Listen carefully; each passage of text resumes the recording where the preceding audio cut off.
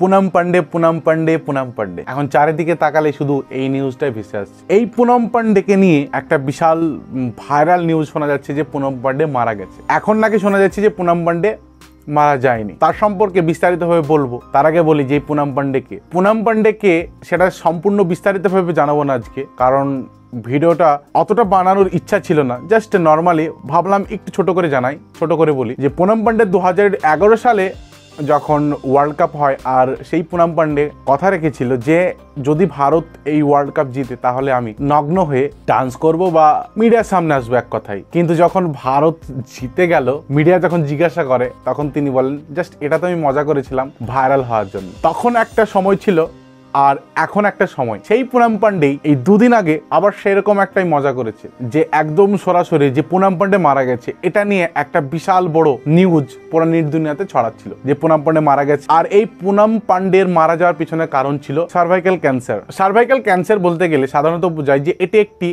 Infection, HPV infection, যার নাম হচ্ছে হিউম্যান প্যাপিলোমা ভাইরাস। আর সেই ভাইরাসে আক্রান্ত হয়ে নাকি পুনম পান্ডে মারা গিয়েছিলেন। আর এই ভাইরাসটা সাধারণত হয় সেক্সুয়াল কারণে। এটা আপনি জেনে রাখেন যে সেক্সুয়াল কারণগত এই ইনফেকশন হয়, আর এই ইনফেকশন থেকে পরবর্তীতে ক্যান্সারে রূপান্তরিত হয়। সেই কারণেই তিনি নাকি মারা গিয়েছিলেন। আর ঠিক আজকের দিন শোনা যাচ্ছে নাকি তিনি মারা যায়নি। এটা ভাই কি ধরনের কথাবার্তা? দুদিন আগে এটা নিয়ে খুব ভাইরাল হলো যে তিনি মারা গেছেন, আর আজকে শোনা যাচ্ছে যে তিনি মারা যাননি। আমরা তখন জেনেছিলাম যে পুনম পান্ডে একটু ভাইরাল হওয়ার জন্য এরকম করে, বাট একজন মানুষ ভাইরাল হওয়ার জন্য তার নিজের মৃত্যুর খবরটা ছড়াতেও রাজি। এটা কি ধরনের ভাইরাল হওয়ার অনেক রকমের রাস্তা থাকে, সেগুলো তুমি বেছে নাও। এই হাস্যকর মৃত্যুটা নিয়ে যখন তাকে জিজ্ঞাসা করা হয় যে তুমি এটা কেন করলে, তখন তিনি এর উত্তর বলেন যে আমি এই সার্ভাইকাল ক্যান্সার সম্পর্কে মানুষকে সচেতন করতে চেয়েছিলাম যে এই কারণে আমার মৃত্যু হয়েছে, তো আপনারা এটা সম্পর্কে একটু সচেতন হয়ে যান। I'm alive. I didn't die because of cervical cancer.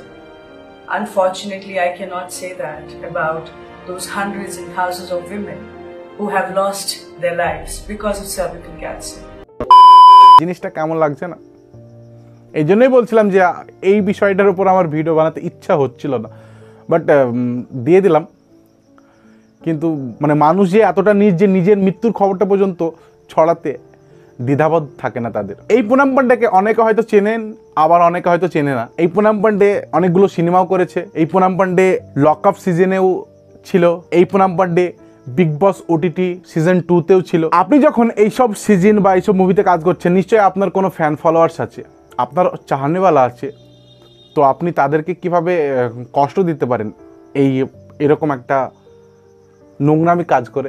আমার একটাই মন্তব্য এই পুনম পান্ডের উপর যে ভাই কাজটা ঠিক হয়নি, কাজটা একদম উচিত হয়নি। যে এরকম ভাবে, জানি আপনি নোংরা, সবাই জানে আপনি নোংরা, বাট নোংরামের একটা হাত থাকে, সেটাকে সিরিয়াস ভাবে মানুষকে কষ্ট দেওয়াটা ঠিক হয় না, মানায় না। আজকে পর্যন্ত। আর আপনাদেরকে বলি যে পুনম পান্ডের মতো মানুষদেরকে কি করা উচিত, যে এরা সমাজটাকে তো নষ্ট করছে, তার উপর আবার বিভ্রান্তিতে ফেলছে সাধারণ মানুষকে।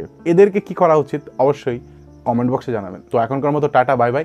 আবার দেখা হচ্ছে নেক্সট ভিডিওতে। জয় হিন্দ।